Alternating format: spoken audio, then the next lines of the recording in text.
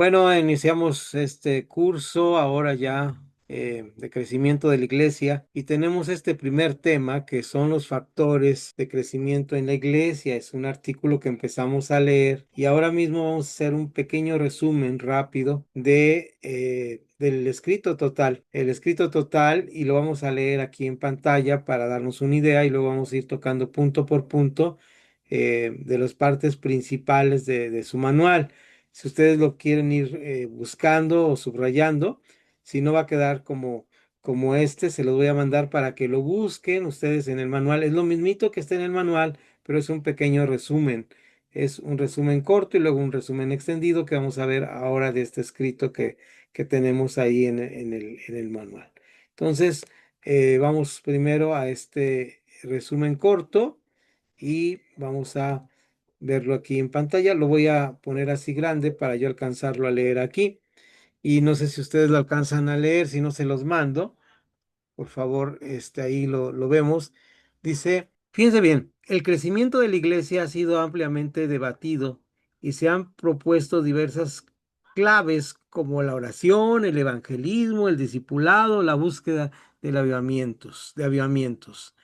Aunque todos esos elementos son importantes, el crecimiento no debe reducirse únicamente al aumento numérico de los miembros. La iglesia crece de manera natural cuando practica de forma equilibrada disciplinas espirituales como la oración, el estudio bíblico, la adoración, la comunión y el evangelismo.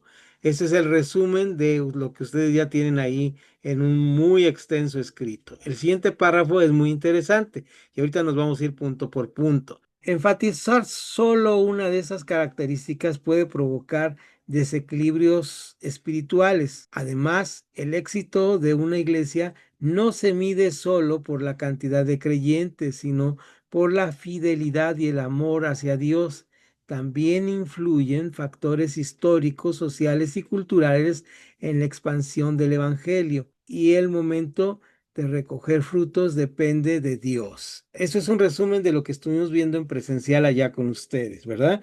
Finalmente, el verdadero avivamiento comienza con la renovación espiritual de la iglesia misma mediante arrepentimiento, humildad y obediencia, buscando no solo crecimiento en número, sino también en calidad espiritual de sus miembros. Entonces ahí tenemos este texto que acabamos de resumir. Se los mandaré a ustedes para que ustedes ya tengan un amplio referencia de esto que estuvimos viendo en la clase presencial pasada.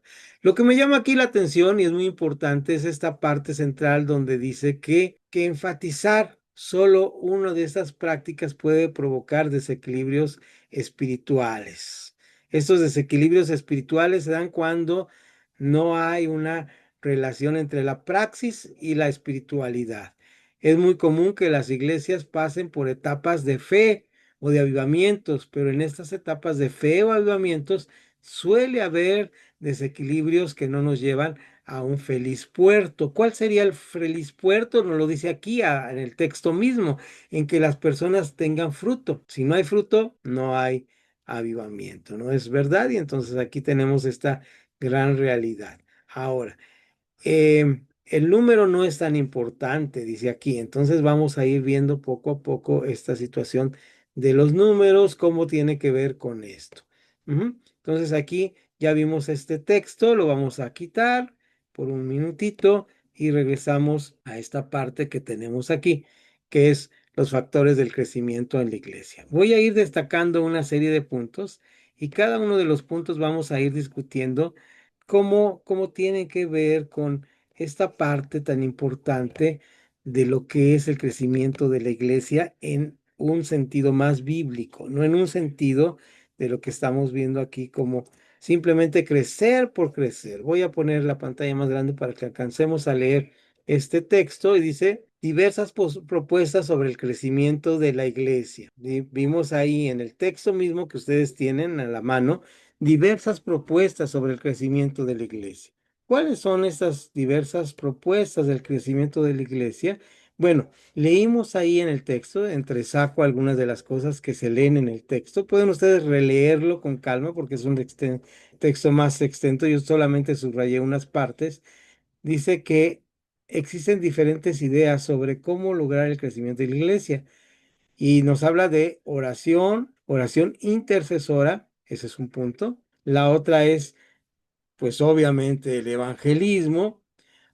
Y se ponen de moda algunos aspectos. Uno de esos aspectos es, por ejemplo, la guerra espiritual.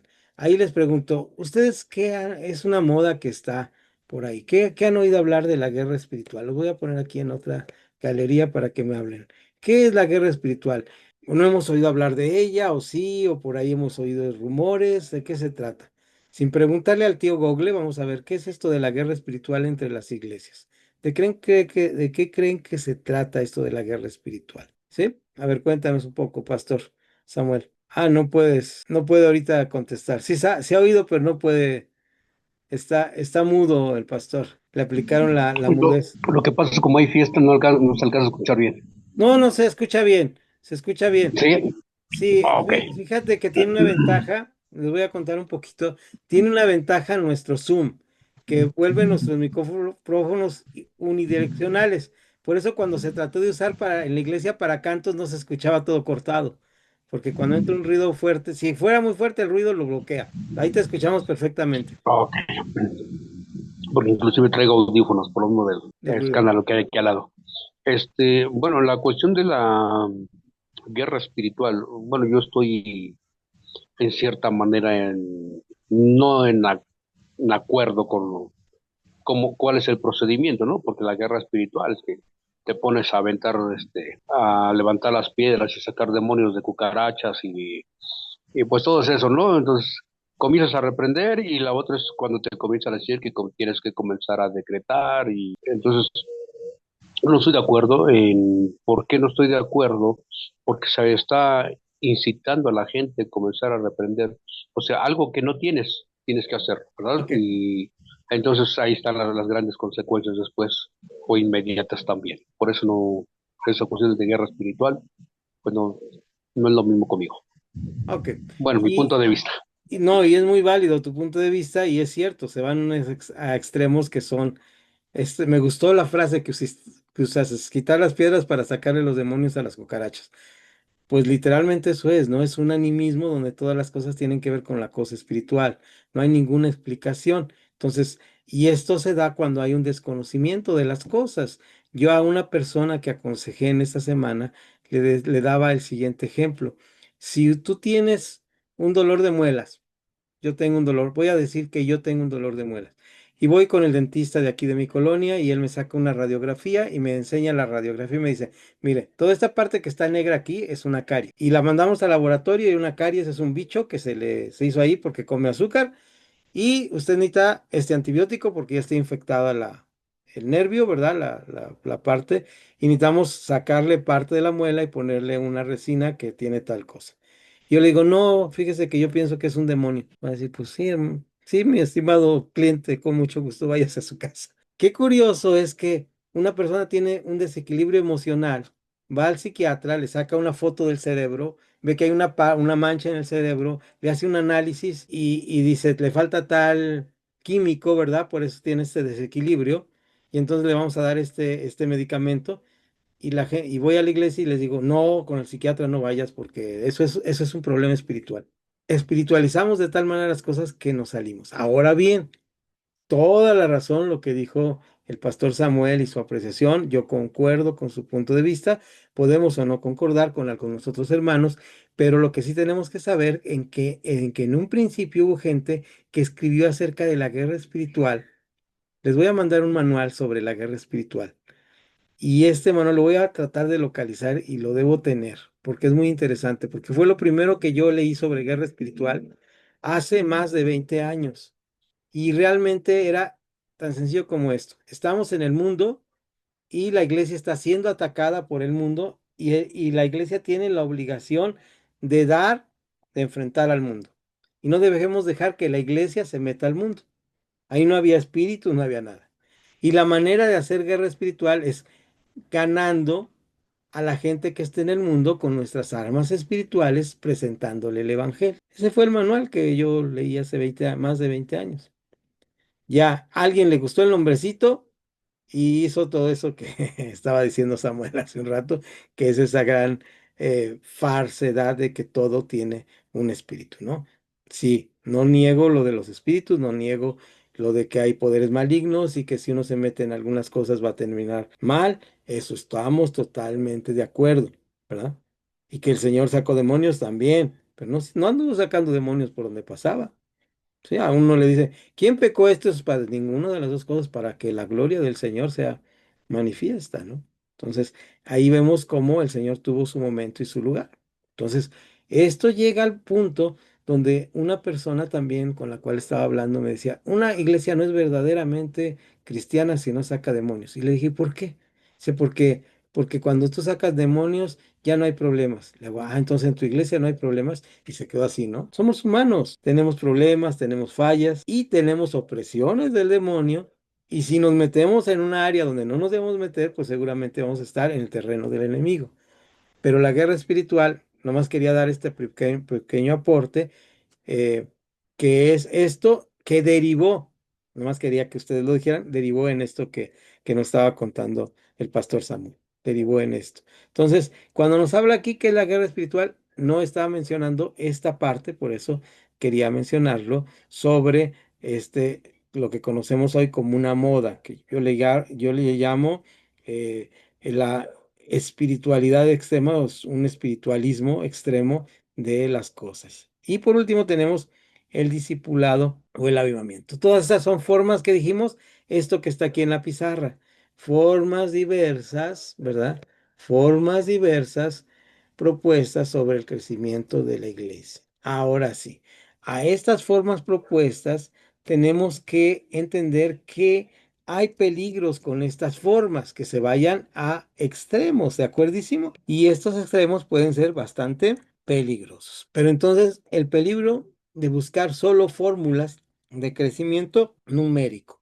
¿Cuál es el propósito? ¿El crecimiento numérico solamente? Seguramente no lo es. ¿Qué debemos buscar? ¿Qué piensan ustedes que debemos buscar? A ti voy a ir así preguntando. ¿A ti te gustaría, Connie, estar en una iglesia con muchísima gente que no conocieras ni al que se sienta delante de ti o estás a gusto en la comunidad de fe, en la iglesia donde estás? En una iglesia grande, pues no, porque no es lo mismo. Es como, por ejemplo, el pastor tiene sus ovejas, ¿sí? El pastor tiene sus ovejas y sabe cuántas ovejas tiene y sabe cómo se comportan sus ovejas. Y no va a ser lo mismo de que venga o que Ujú. me vaya a otra. Yo estoy acostumbrada aquí con el pastor Samuel en la casa de oración, aquí donde está el pastor Samuel. Y si me voy a una iglesia grande, no va a ser lo mismo, porque no es la misma atención que van a tener o que van a ver en mí, o si me dan hasta la bienvenida o no. Claro. Así es, Connie, gracias. Entonces vemos que tiene sus ventajas y que la búsqueda del número por el número no es una razón. Ahora, si Dios bendice una iglesia y Dios tiene diferentes formas, es lo primero que tengo que decir antes de hablar, tener a las personas, hay personas que sí necesitan eso. Bueno, qué bueno que están. Ahora, crecimiento fue una moda en Estados Unidos. ¿Qué creen ustedes que está pasando cuando pasa la moda? Pues la gente está regresando a las iglesias y a las comunidades de fe pequeña. Ahora, ni una ni otra tiene la razón, simplemente son estilos, formas culturales que tienen las iglesias. Actualmente hay una moda que es que las iglesias se reúnen en casas, en grupos pequeños y cada de vez en cuando se reúnen en una iglesia grande. Esto lo empezaron a hacer algunos líderes de música y han tenido cierto éxito, ¿no? Muchas veces se buscan métodos rápidos, es decir, cuando se buscan métodos rápidos, se vuelve uno algo que se llama pragmático. ¿Qué es esto de pragmático? Cuando algo es pragmático, lo que hace, fíjense bien, es que no importa. La frase para definir un pragmático es el fin justifica los medios. ¿Cuál es el fin que yo tengo? Por ejemplo, el fin que yo tengo es comprarme este color para subrayar mis trabajos que estoy haciendo en la escuela, pero no tengo los medios, ¿verdad? pero el fin es este, comprármelo. Entonces, si ese es el fin y yo encuentro que este lo tiene mi vecino, entonces me lo llevo. ¿Se entiende que es cuando el fin justifica los medios? Si la iglesia crece rápido, porque tiene que crecer rápido, entonces usamos técnicas de crecimiento, se usan métodos como el coaching, cuestiones psicológicas, inclusive los líderes que han tenido este crecimiento han reconocido en sus libros que estudiaron cómo tener gente, pero pasa de moda y ahora la moda es que se reúnan en iglesias pequeñas y es las fotos que vemos ahora, no sé si serán verdad o no, no podemos juzgar con esto de la inteligencia artificial generativa, pero por lo menos vemos iglesias que están en la foto cuando estaba o están en diferentes momentos o los estacionamientos llenos y ahora ya están vacíos, ¿no? Entonces, no debemos buscar simplemente un crecimiento rápido para aumentar el número de miembros, sino considerar otros aspectos importantes que la Biblia y la historia del cristianismo nos enseña. ¿Cuáles son esos aspectos? Primer aspecto que vamos a pasar por visto es que la iglesia crece en forma natural. La iglesia crece ¿cómo? En forma natural. Si nosotros vemos el libro de los Hechos, no estaban ellos así como diciendo, a ver, vamos a ver cómo le hacemos para que crezca la iglesia. La iglesia crece en forma natural. Y este crecimiento no necesariamente es numérico, sino llega el momento en que la iglesia pues tiene un crecimiento. Ujú.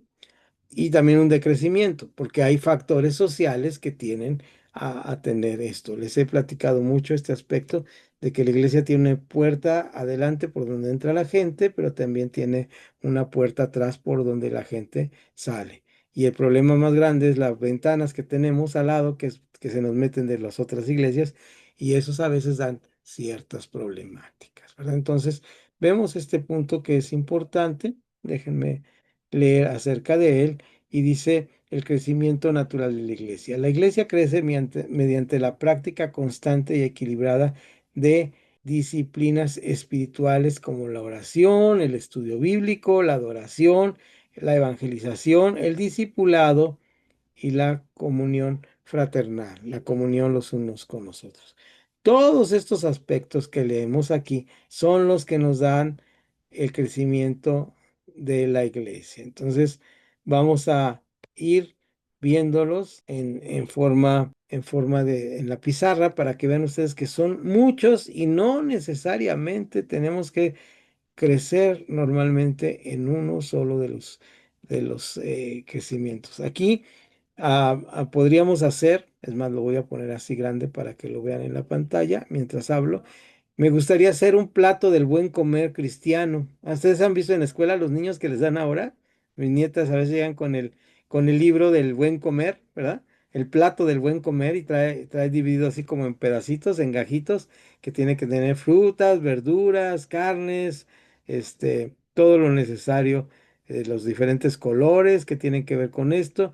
Así tendríamos que estar buscando todas esas cosas. Por ejemplo, voy a dar una explicación rápida. Imagínense que nos dedicamos solamente a evangelizar, pues tenemos muchas almas, pero ¿qué pasa? Necesitamos conservar los resultados. ¿A través de qué se conservan? Pues a través del discipulado. Ahora, no podemos ir y discipular si no estamos en oración.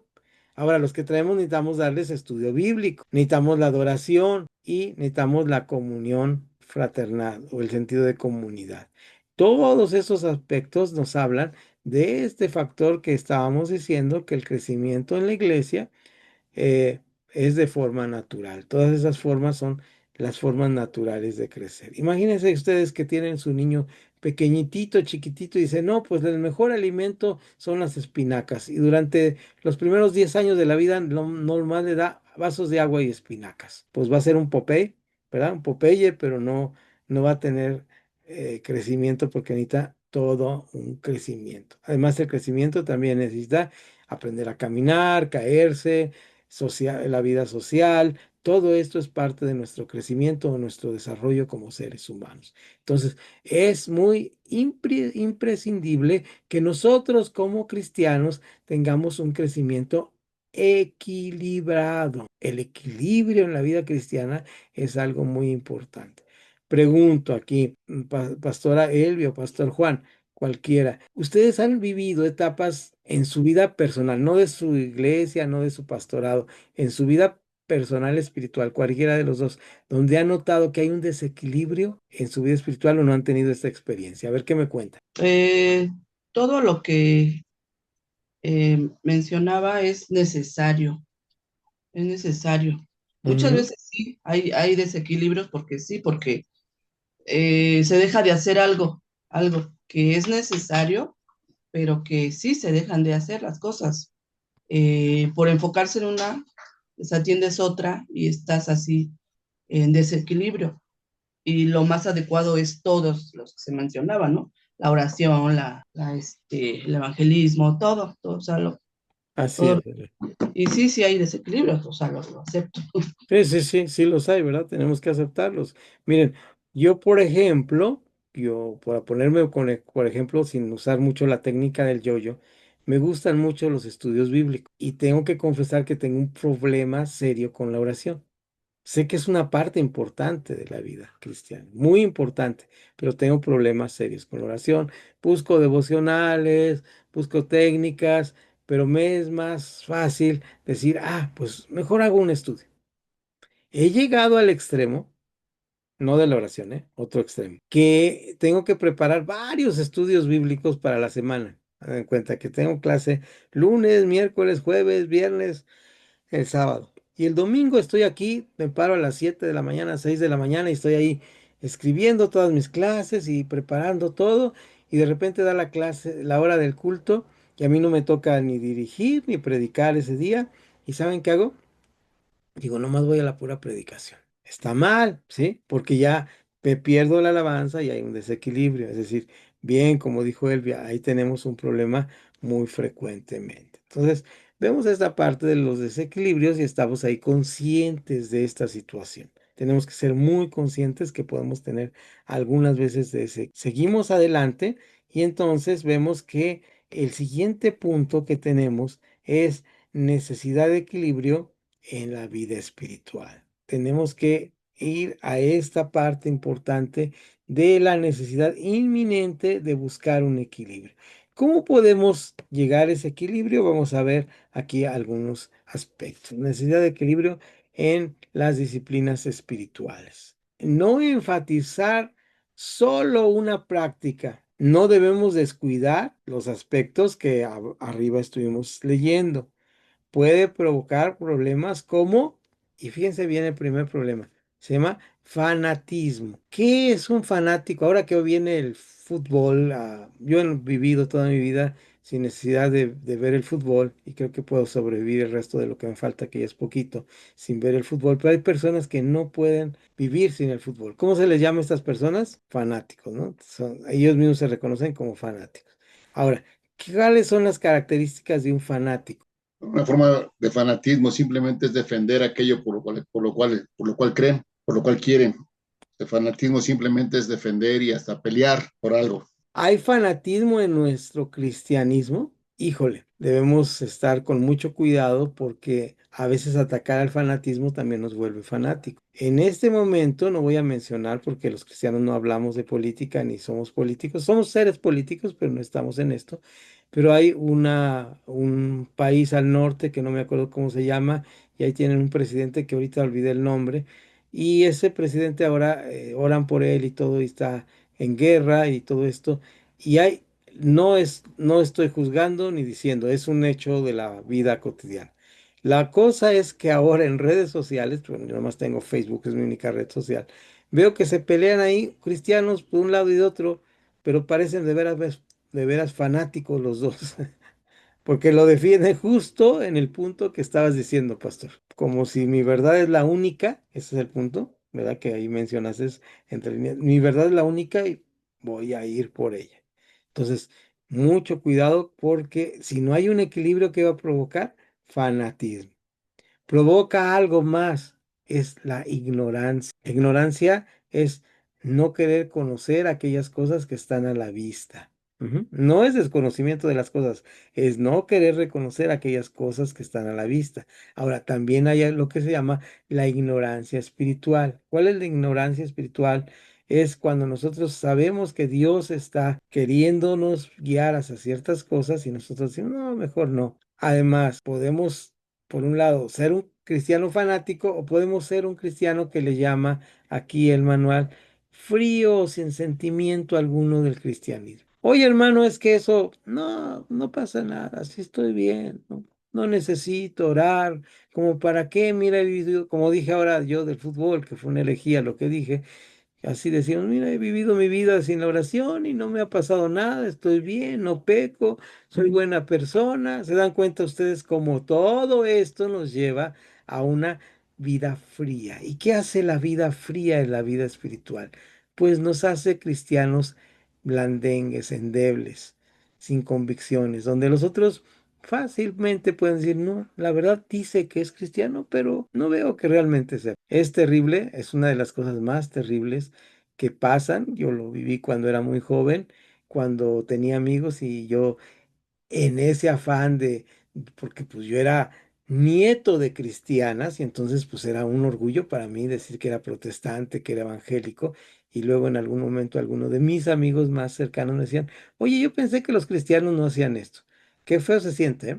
Yo pensé que los cristianos no, uy, qué golpe me daba ¿cómo se dice? Con guante blanco, ¿no?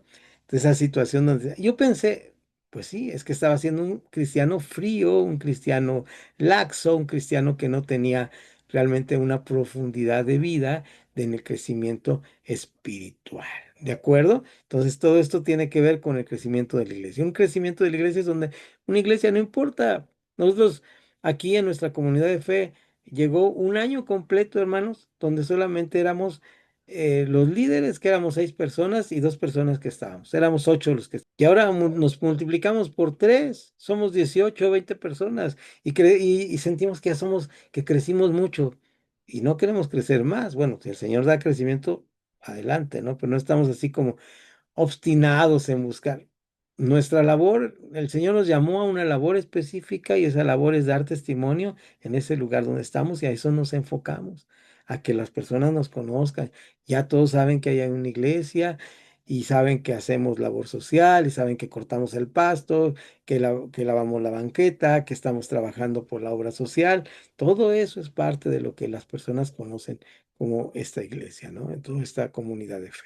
Entonces es lo que tenemos que hacer. Entonces necesitamos equilibrio y este equilibrio es ni ser fanáticos ni ser fríos. Ahora vamos al siguiente punto que es muy importante. Y vean ustedes cómo este punto es importante en el sentido de que hay un sentido de pensar que es importante que el número de la iglesia crezca. El éxito de la iglesia no depende solo de los números. Note que no solo de los números. Cuando yo era niño, había una escuela bíblica, ¿cómo se llama? Escuela dominical. No sé si alguno de ustedes recuerda esos pasados, remotos donde había escuela dominical. Creo que ya no existe eso, ¿verdad?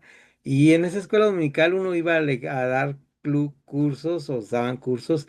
Y en estos cursos había un letrero, yo creo que fue en Gilgal y en la otra iglesia donde iba mi papá, no estoy seguro, pero había un tablero donde decía número de asistencia, número de Biblias, número de versículos leídos. Si alguien se pasaba apuntando todo eso, no sé si a ustedes les tocó ese pasado remoto que ya no existe, porque uno les dice ahora a los cristianos, y la escuela dominical, ¿qué es eso? Eso no existe.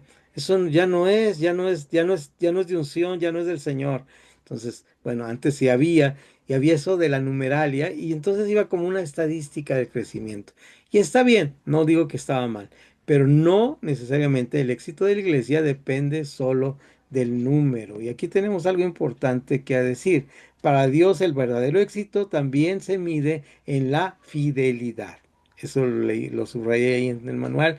El verdadero éxito se mide en la fidelidad, el amor y la perseverancia en su obra, incluso si el crecimiento numérico es pequeño. Tenemos calidad, no tanto cantidad. Ahora se utiliza mucho ese término que han oído ustedes, de doy tiempo de calidad a mi familia, ¿no? A mí se me hace medio pretexto para ser mala persona, pero bueno, podemos estar muy ocupados, tenemos que dar un tiempo de calidad. Entiendo esa parte, pero también entiendo que la iglesia no necesita tiempo de calidad, necesita personas con convicciones de fe. con convicciones de fe profundas que lo hagan ser el mismo en la iglesia, que en la casa, que en cualquier lugar. ¿Cuántos tenemos? No, pues tengo 18, pero tengo 18 donde por lo menos 10 tienen convicción de fe. Excelente, tengo un grupo excelente de personas, porque sé que todos van a ir al mismo lugar. No tengo un grupo que simplemente están ahí por emoción. Y el siguiente punto, vean ustedes, Dios determina el tiempo de la cosecha. ¿Recuerdan ustedes en el libro de Juan cuando dice, es 5 de Juan? ¿Me recuerdan ustedes? Lo estoy leyendo, diciendo de memoria, es de la mujer samaritana. Dice, le era a Jesús necesario pasar por Samaria y va y los discípulos se van porque tenían hambre y se van a buscar algo que comer, porque pues no pueden entrar a Samaria, tienen que ir más lejos porque los samaritanos y los judíos no se podían ver. Jesús se sienta frente a un pozo y tenemos toda esta historia de esta mujer que había sido agredida, había sido lastimada, ¿verdad? Por la sociedad y por eso tiene que esconderse de la sociedad. Yo no considero tanto la historia de que era una mujer muy mala, simplemente en ese tiempo pues se tenía que, el hombre tenía el privilegio, vean las comillas que estoy poniendo en la palabra privilegio, de dar carta de repudio a la mujer. No era ni siquiera divorcio, repudio. ¿Qué es un repudio? Imagínense ustedes, eso es algo terrible.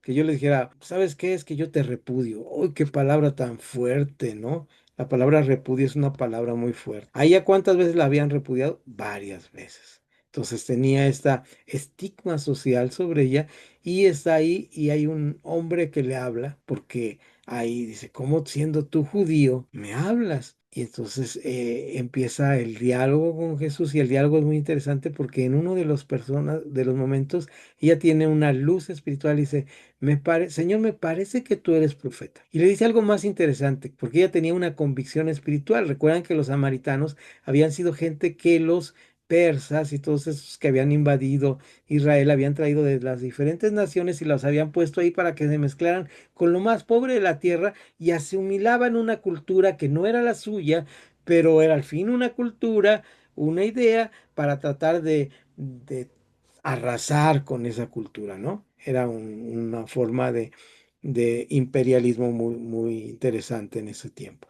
Entonces, ellos eran los samaritanos y tenían una idea de Dios. Y dice, ¿dónde debemos adorar? Y le dice, pues llega el momento que ni aquí ni allá. Los adoradores son los que se adora en espíritu y en verdad.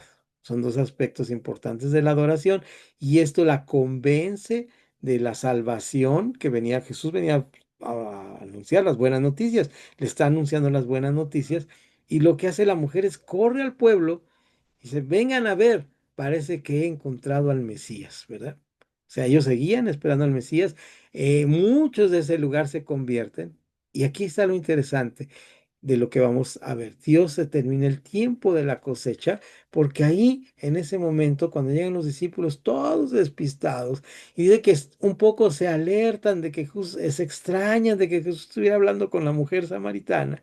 Y cuando se va, le dicen, levanten los ojos, miren los campos que ya están blancos. Y los otros, papaloteando, dicen, pues que no hay trigo, ¿qué está diciendo este señor? ¿Dónde está la enseñanza? Jesús, no entiendo la enseñanza. Estaba refiriéndose a un gran número de samaritanos que no conocemos la historia de esa iglesia, pero imagínense la historia de la iglesia samaritana, el libro de los hechos de los samaritanos, la historia del cristianismo a partir de los samaritanos. A lo mejor muchas eh, corrientes del cristianismo vienen de esa mezcla, porque curiosamente pues no eran ni judíos y eran gentiles en cierta manera, pero se creían judíos. Bueno, todo eso nos hace hacer un pensamiento meramente fantasioso de cómo pudo haber sido esa iglesia, qué pasó, pero seguramente algo pasó porque Jesús mismo dice, vean los campos, ya están listos para la cosecha. Gran cantidad de ellos creyeron al Evangelio. Cuando alguien cree el Evangelio no se quedan las cosas ahí, las cosas cambian. ¿Están ustedes de acuerdo conmigo? Entonces, Dios determina el tiempo de la cosecha. Esto es muy importante.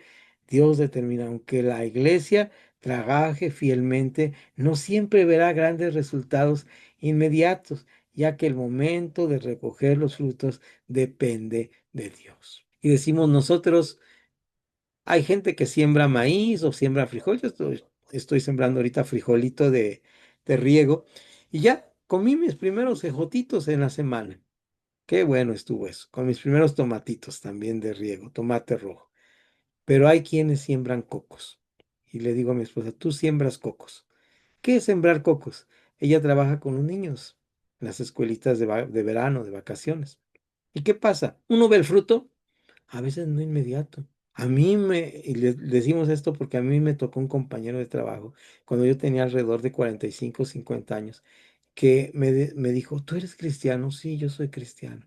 Ay, cuando yo era niño llegaban a mi colonia unas personas a hacer escuelas de verano y nos daban una torta de jamón, ¿verdad? ¿Te acuerdan ustedes cómo se hacía antes en las escuelitas bíblicas que daban su torta y su agua, lo llaman? Y dice, y Dios me tocó en ese lugar. Y ese fruto se vio reflejado muchos años después él como una persona adulta. Hasta entonces dijo, ahora entiendo qué son cristianos y por qué oraban. Sembramos cocos. Los cocos caen, están ahí rodando, parece que no nacen, se los llevan las olas, andan por no sé cuántas, llegan a otra isla, hasta que llegan a un lugar, empiezan a dar frutos y muchos años después tenemos los frutos de la palmera. Así es a veces en esto de que Dios da la cosecha. También hay cosechas inmediatas, ¿no? Hay cosechas inmediatas como la de Felipe el evangelista o el diácono Felipe que llega junto al el camino que va el eunuco de la reina y dice, ¿entiendes lo que lees? No, no, no, si no hay quien me explique, no lo voy a entender. Entonces dice, descendió del carro, fue bautizado y se fue. Otra historia de otra iglesia, de otro libro de los hechos que no tenemos, ¿se dan cuenta? Entonces tenemos todas esas historias del cristianismo que creció por todos lados. Pablo mismo decía, me jacto de haber llenado del Evangelio de Cristo todo lo que alcancé. Ellos, y junto con este Pablo, habría otros Pablos, otros Lucas, otros que tenemos que llevar el Evangelio. Actualmente, bueno, Pastor Samuel ha estado en contacto con esos hermanos que están preocupados por los lugares no alcanzados, por llevar el Evangelio a donde no se lleva. Todo esto es nuestro trabajo. Cada uno de nosotros ponemos nuestro trabajo, pero ¿quién es el que da el crecimiento? Dios es el que da el crecimiento. Los frutos dependen de Dios. Los frutos dependen de Dios. Es una parte muy importante. El momento de recoger los frutos depende de Dios. Ujú. Entonces, ahí está muy importante. Ahora, ¿por qué esto es así? ¿Recuerdan ustedes la parábola donde dice que la semilla que se siembra cae en diferentes tierras? Ahora, uno dice, bueno, ¿por qué el que iba a sembrar la palabra no la puso toda en tierra buena? Porque no depende del sembrador. Recuerden ustedes las tierras que había. Por lo menos había una que era con espinas, ¿no? Donde las espinas ahogaron el fruto. Había otra pedregosa donde no nacía. ¿Y qué más tierra? Había tierra buena. Ujú. ¿Qué otro tipo de tierra había? Había también la tierra dura donde la semilla no penetró. Llegaron las aves del cielo y la comían. Y la que nació ni siquiera creció al 100. ¿En qué porcentaje creció? Es una regla de una cultura de cultivo, ¿verdad? Y entonces dice el Señor, vean ustedes cómo es esto. Ahora, este es el ejemplo de la palabra que se está expresando cuando nosotros predicamos el Evangelio, pues tráiganme pura tierra buena, ¿verdad? Puro abono, puro compost y en el momento preciso y todo esto. No, la palabra tiene que sembrarse en todo momento por eso decimos, perdón, ya no les puse el letrero, que hay circunstancias que están fuera de nuestro alcance, no del plan de Dios, sino fuera de nuestro alcance, que son la influencia de factores históricos, sociales y culturales. Les voy a poner un ejemplo. Nosotros en nuestra denominación tenemos iglesias en Jalisco, en Colima, en el norte, en Tijuana, y tenemos una iglesia en Ecatepec. Y esta iglesia de Ecatepec es la más grande. Y algún pastor alguna vez me comentó, con muy buena intención, ay hermanos, que todos fuéramos como la iglesia de Ecatepec. Le dije, ¿te has puesto a pensar cuántas personas por metro cuadrado viven en ese lugar donde tienen la iglesia? Y no la puedes comparar con la misión que tenemos en el Grullo, Jalisco, donde en un pueblito viven los que viven en Ecatepec en 2 cuadras. No, per cápita, como se dice, o sea, si lo dividimos entre el número de personas, pues a lo mejor tienen menos porcentaje que nosotros. Entonces son factores sociales, factores históricos. En lugares donde hay persecución, ahí crece más el evangelio, donde hay mucha libertad, crece poco. Paradójico, pero así es. Culturales. No es lo mismo predicar aquí en mi rancho que ir a predicar en la Sierra Mixteca, que ir a predicar en la Sierra de Oaxaca. Son cosas culturales muy diferentes, ¿no? O aún ir a los musulmanes ahorita. Imagínense ustedes que hay una persona que los bombardea y luego llegamos con el evangelio y van a decir, wow, qué fuerte, ¿no? Qué fuerte sería esa parte para nosotros. Entonces, ahí tenemos todos estos factores culturales. Hago un alto aquí, un minutito que me quedan, 3 minutitos, 2 minutitos. ¿Alguno tiene alguna experiencia de que ha tenido algún obstáculo, ya sea histórico, social o cultural, en su trabajo del ministerio que ha tenido? ¿O todo ha sido miel sobre hojuelas en su... Yo creo que el mayor obstáculo que he tenido, lamentablemente, es en la misma iglesia. Porque pues la gente, hay gente que escucha, hay gente que oye y hay gente que acciona, pero dentro de la Mm. iglesia, el que tú puedas estar trabajando y pues con un, claro, con un deseo y la otra es pues voy a decir así, el respaldo al- con el cual Dios nos lleva, pero la gente comienza a estorbar, ¿no? Y pues es muy, muy, muy lamentable. Y me llega a la mente ese de que dicen que pues con quien no debes de preocuparte es con los cristianos, porque entre ellos mismos se matan, ¿no? Entre ellos mismos se acaban. Entonces, pues sí, para mí es el mayor obstáculo que he tenido en mi ministerio, en la prédica. Así es, mi estimado pastor. Y miren, yo iba a contar algo que me parecía fuerte, pero esto que estás contando es más fuerte y es totalmente cierto.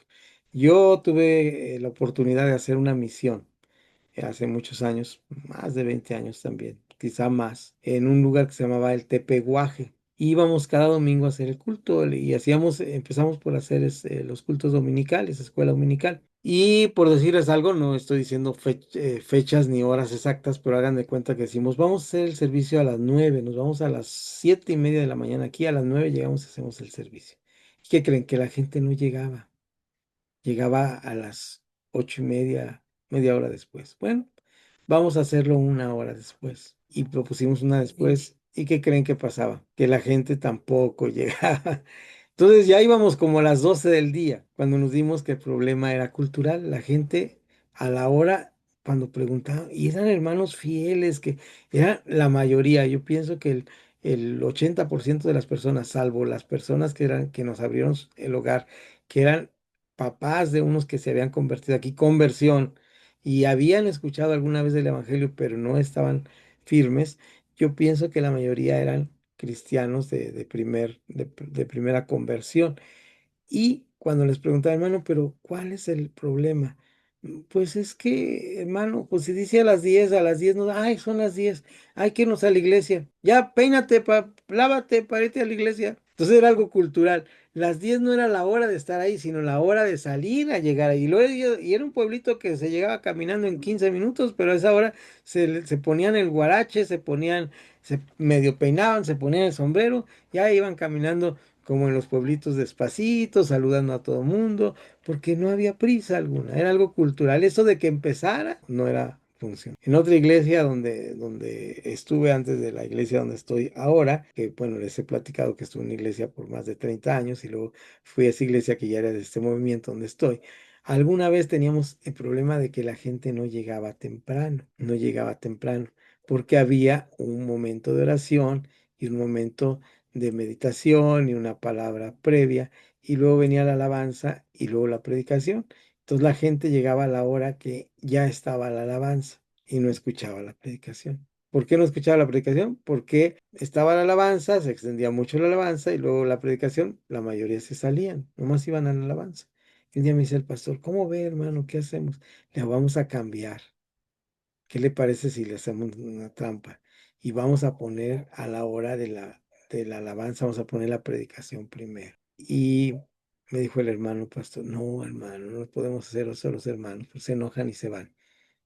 Es algo muy cultural. O sea, no el evangelio se estaba haciendo a las personas, no estaba formando a las personas, sino el evangelio estaba conformándose a la cultura que ellos tenían. ¿Se dan cuenta? Entonces, todas estas influencias culturales y esta que nos contó el pastor Samuel es muy tremenda porque así llega a suceder.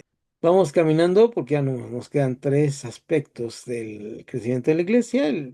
Y es la importancia del avivamiento espiritual. Esta es una parte muy importante porque siempre debemos estar esperando en la iglesia un avivamiento espiritual. ¿Qué es el avivamiento espiritual? El avivamiento espiritual es la necesidad de examinarnos, purificarnos y renovarnos espiritualmente. Miren ustedes, la iglesia reformada, que es la iglesia presbiteriana, que son hermanos nuestros de la fe protestante, tienen un dicho: la iglesia reformada y siempre reformándose.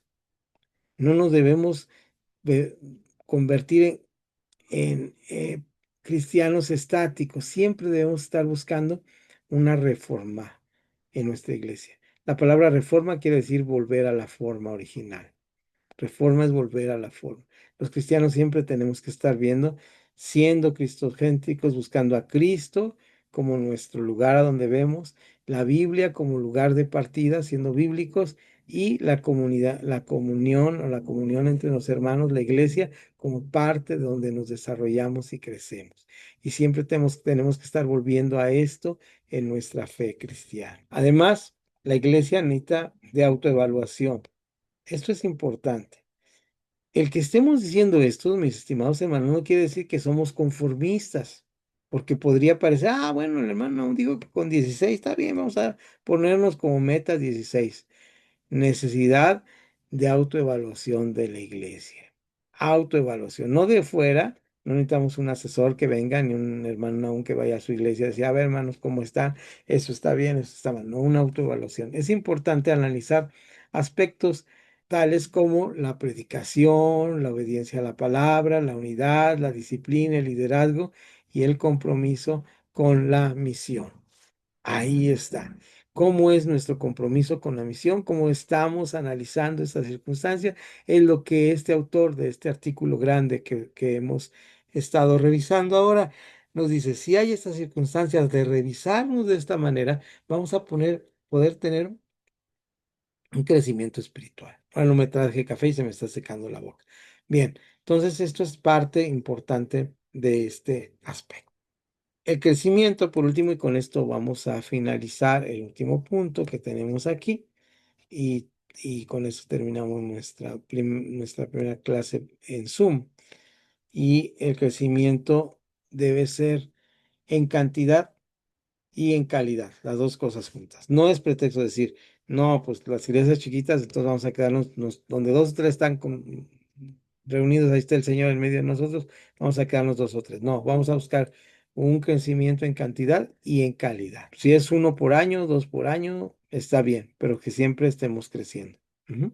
Que siempre estemos creciendo.